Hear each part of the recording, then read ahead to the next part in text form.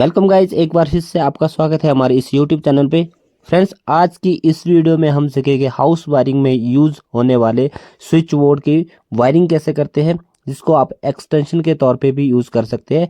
जैसा कि आप वीडियो में देख पा रहे हैं, यहाँ पे बहुत सारे एक्सटेंशन बोर्ड है, बहुत सारे स्विच बोर्ड है। इसकी हम वन बाय वन करके एक एक करके वायरिंग करेंगे और आपको सेपरेटली इसको इंडिविजुअली एक एक बोर्ड की कंप्लीटली वायरिंग सिखाएंगे।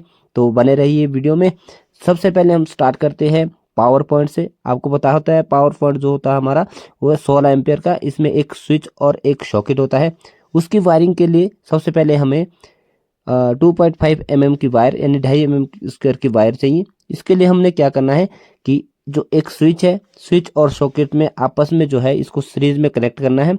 तो इसकी सिंपल सी ऐसी वायरिंग है। जो दो हमारे टर्मिनल बचते हैं उसमें हमने डायरेक्ट इनपुट AC 220 वोल्ट की सप्लाई देनी है। उसके बाद हम एक्सटेंशन बोर्ड नेक्स्ट उठाते हैं, जिसमें हमारा दो स्विच है और दो सॉकेट है। दोनों स्विच की वायरिंग कैसे करनी है कि एक स्विच से ये वाला सॉकेट चले और दूसरे वाले स्विच से दूसरा सॉकेट चले। तो उसके लिए हमने क्या करना है, जो सबसे पहले जो हमने ऐसी हमारे फेज देना है, फेज सप्लाई के लिए दोनों स्विच को आपस में एक वायर के थ्रू शॉर्ट कर लेंगे या लूपिंग के थ्रू आपस में शॉर्ट कर लेंगे, जैसे अगर आप वीडियो में देख पा रहे हो। सबसे पहले आपने क्या करना है, एक वायर को लेना है और जो नीचे जो स्विच है, स्विच के दोनों के एक एक टर्मिनल को आपस में शॉर्ट कर देना है। शॉर्ट दोस्तों हम इसलिए करते हैं ताकि इसमें हम मेन फेज सप्लाई दे सके। फेज सप्लाई यहाँ हम किसी भी एक इसमें दे देंगे और उसके बाद जो ऊपर वाले टर्मिनल है वहाँ से हमने सॉकेट के लिए सप्लाई देनी है, ताकि जैसे हम स्विच ऑन करेंगे तो फेज सप्लाई हमारी सॉकेट के लिए आएगी। बाकी न्यूट्रल जो है, न्यूट्रल सॉकेट के लिए हम डायरेक्ट सप्लाई दे देते हैं। फ्रेंड, जो हम लूप दे रहे हैं ये हम स्विच के थ्रू आगे सॉकेट के लिए देंगे। जैसे हम स्विच ऑन करेंगे ताकि सॉकेट के लिए फेज सप्लाई जा सके, तो हमने एक वायर को स्विच में और उसका दूसरा टर्मिनल को हमने सॉकेट में इस तरह से जोड़ना है।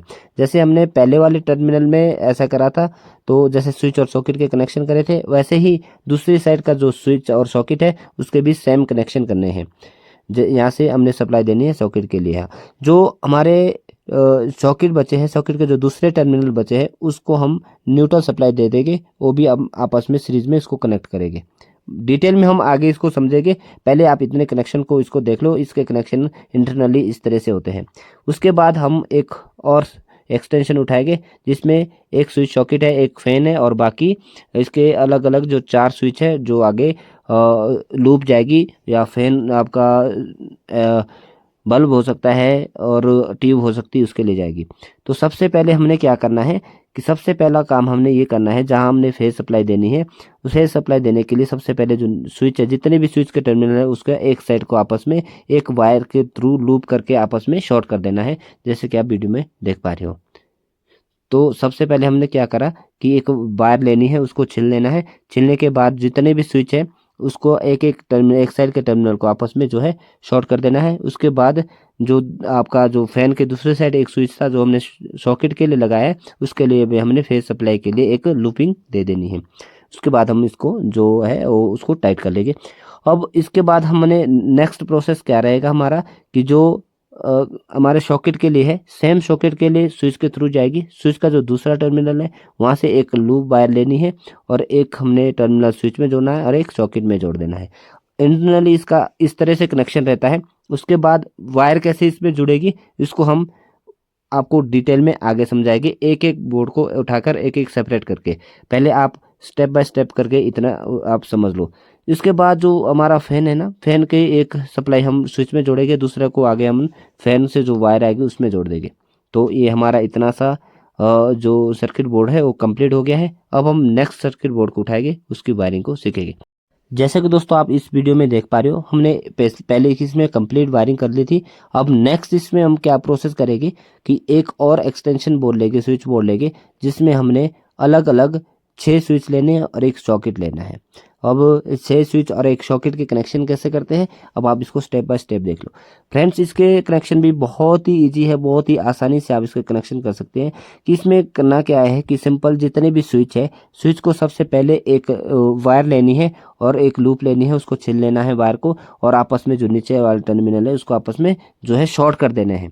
सभी जितने भी स्विच है उनके एक साइड के टर्मिनल को हमने लूप के थ्रू एक वायर के थ्रू आपस में मिलाना है, उसको शॉर्ट कर देना है। फ्रेंड्स इसको हम इसलिए शॉर्ट करते हैं क्योंकि हमने इसमें देनी है फेज सप्लाई। जब इसमें हमारा फेज सप्लाई जाएगी तो आपको सबको पता है, एक कॉमन सी बेसिक नॉलेज है कि जितने भी स्विच होते हैं, एसी हो या डीसी, किसी भी प्रकार के स्विच है वो सीरीज में ही जुड़ते हैं। स्विच सीरीज में जुड़ते हैं और सॉकेट पैरेलल में जुड़ते हैं। तो सीरीज मतलब इसमें फेज ही जाएगा, स्विच जितने भी होंगे उसमें फेज जाएगा। तो दोस्तों जैसा कि हमने इस वीडियो में देखा कि जितने भी स्विच थे, सबसे पहले तो हमने स्विच में क्या है एक लूपिंग जोड़ दी है, ठीक है। स्विच के थ्रू अपने सब लूपिंग के थ्रू स्विच को शॉर्ट कर दिया है। उसके बाद सॉकेट के लिए हमने सप्लाई देनी है, तो सिंपल हमने एक लूप सॉकेट में जोड़नी है और एक जो स्विच सॉकेट के लिए रहेगा उसमें सिंपल एक दूसरे टर्मिनल से जोड़ देना है। अब क्या रहेगा, जैसे हम स्विच ऑन करेंगे, स्विच ऑन करने के बाद जो सॉकेट का जो टर्मिनल हमने इसके साथ कनेक्ट करा है उसके थ्रू वहाँ तक हमारी फेज की सप्लाई पहुँच जाएगी। तो फ्रेंड्स हमारा ये जो स्विच बोर्ड है इसकी भी वायरिंग कंप्लीट हो चुकी है। ये वाला जो स्विच है वो इस सॉकेट को कंट्रोल करेगा और जो बाकी स्विच है वो हमारे बल्ब है, ट्यूब है, उसको कंट्रोल करेगा। ये अब हम नेक्स्ट स्विच बोर्ड को उठा लेते हैं। नेक्स्ट स्विच बोर्ड में एक पावर पॉइंट है और हमारा एक सॉकेट लगा हुआ है, बाकी अलग अलग स्विच है जो बल्ब और ट्यूब के लिए लगाए गए हैं। तो इसकी वायरिंग कैसे करते हैं इसको पहले देख लेते हैं। फ्रेंड्स वन बाय वन करके हम सभी बोर्ड की इंटरनली लूपिंग कैसे करते हैं उसको सीख रहे हैं। सबसे पहले जो हमारा जितने भी स्विच है वो 6 एम्पेयर के होते हैं, उसके लिए हम वायर लेंगे 1.5 mm यानी 1.5 mm स्क्वायर की वायर लेंगे। और जो हमारा हीटिंग पॉइंट है, पावर पॉइंट है, उसके लिए हम लेंगे 2.5 mm यानी 2.5 mm स्क्वायर की वायर लेंगे। इसके लिए सिंपल हमने स्विच से उसके लिए इस तरह से लूपिंग लेनी है और जितने भी स्विच के एक साइड है उसको हमने फेज के थ्रू आप लूपिंग करके शॉर्ट करने हैं। तो हमने सबसे पहले क्या करा, स्विच और सॉकेट के लिए हमने लूपिंग दे दी। अब नेक्स्ट स्टेप में हम क्या करेंगे कि जो हमारा दूसरा 5 एम्पेयर के जो स्विच है ना, तो सभी को हम एक वायर के थ्रू फेज सप्लाई के लिए शॉर्ट कर देंगे, जैसे कि हमने पिछले सभी बोर्डों में यूज़ किया था। तो सबसे पहले हम जहां फेज सप्लाई जुड़ेगी तो जितने भी स्विच है, स्विच के एक एक साइड के जो टर्मिनल है उसको हम एक लूप के थ्रू आपस में शॉर्ट कर लेंगे, जिसके लिए हम फेज सप्लाई इसमें इनपुट करेंगे। तो फ्रेंड्स सबसे पहले हम एक लूपिंग ले लेते हैं और उसको सभी जितने भी टर्मिनल हैं हमारे एक एक स्विच के, उसको आपस में शॉर्ट कर लेते हैं। जितने भी वायरिंग बोर्ड होते हैं, स्विच बोर्ड होते हैं, एक्सटेंशन बोर्ड होते हैं, इस तरह की लूपिंग सभी स्विच बोर्ड में की जाती है। ये लूपिंग का मेन पर्पस यही रहता है कि हम फेज सप्लाई सभी स्विचों को एक साथ दे रहे हैं। नहीं तो अगर हम ये लूपिंग का यूज़ नहीं करते हैं तो इस तरह की हमें वायरिंग करने में बहुत सारी प्रॉब्लम आ सकती हैं, अलग अलग सेपरेटली सप्लाई देनी पड़ेगी और फिर बड़ा टफ निकल जाता है। तो अब हम ये जो सॉकेट बचा है तो उसके लिए तो हम एक स्विच का यूज़ कर लेते हैं। स्विच के थ्रू हम इस सॉकेट को ऑपरेट कर लेंगे। तो इसके लिए तो हमने सिंपल लूपिंग देनी है, जैसे कि हमने पिछले सभी स्विच बोर्डों में वायरिंग करी थी, सेम इस ऐसी ही वायरिंग इस स्विच बोर्ड में भी हमने करनी है। एक हमने लूप वायर उठानी है और ये जो हमारा 6 एम्पेयर का सॉकेट स्विच है उसको आपस में कनेक्ट कर लेना है। तो फ्रेंड्स इस तरह का बोर्ड जो है इसकी वायरिंग भी हमने कर ली है कंप्लीट। ये 16 एम्पेयर का सर्किट अलग रहा और 6 एम्पेयर का सर्किट इसमें अलग रहा है। तो आई होप ये भी आपको समझ आ गया होगा। फ्रेंड्स वायरिंग के लिए हम अब नेक्स्ट स्विच बोर्ड उठाएंगे। ये वाला हमारा 6 एम्पेयर और 16 एम्पेयर का था। अब हम नेक्स्ट जितने भी आप देख पा रहे हो वीडियो में, इस तरह के जो स्विच बोर्ड है, हम इस तरह के सभी अलग अलग सेपरेटली हमने इसकी वायरिंग करी है। तो अब हम जो जितने भी बोर्ड है वो एक एक करके हम उठाएंगे और जो इसके लिए जो वायर निकली हुई है उसके लिए हम कैसे कनेक्शन होते हैं उसको करेंगे, ताकि आप इसको आसानी से समझ सको। दोस्तों जितने भी स्विच बोर्ड होते हैं, एक्सटेंशन बोर्ड होते हैं, उसमें इंटरनली इस तरह से ही वायरिंग की जाती है, इस तरह से ही लूपिंग की जाती है। तो आई होप आपको ये समझ आ गया होगा। अब फ्रेंड्स हम नेक्स्ट स्टेप की ओर चलते हैं। नेक्स्ट स्टेप में हमने क्या करना है कि वायरिंग जो भी है उसको हमने जो स्विच बोर्ड है वो वायरिंग के साथ, यानी जो हमारा वायरिंग बोर्ड लगा हुआ है उसके साथ कनेक्ट कर लेना है। तो बने रहिए आप वीडियो में। तो सबसे पहले हमने क्या करना है, जितने भी स्विच बोर्ड में हमारा सॉकेट बचा था, सॉकेट में हमने क्या है फेज सप्लाई दे दी थी लेकिन न्यूट्रल सप्लाई रह गई थी। तो सबसे पहले हमने क्या करना है कि एक न्यूट्रल सप्लाई हमने एक जो हमारा सॉकेट है, सॉकेट में एक डायरेक्ट दे देनी है। उसके बाद जो दूसरी है, दूसरे में हम लूप करके इस तरह से, जैसे कि आप वीडियो में देख पा रहे हो, इस तरह से हमने दूसरे इसमें भी दे देनी है। कहने का मतलब ये है कि जो हमारे स्विच सॉकेट है, सॉकेट में हमने फेज सप्लाई दे दी थी, तो अब हमने न्यूट्रल सप्लाई देनी है, तो सभी को हम न्यूट्रल सप्लाई दे देंगे। एक जैसे हमने एक में डायरेक्ट न्यूट्रल सप्लाई दे दी, तो यहाँ से लूपिंग करके हमने दूसरे वाले जो सॉकेट है उसमें भी हमने न्यूट्रल सप्लाई दे देनी है, जैसे कि आप वीडियो में देख पा रहे हो।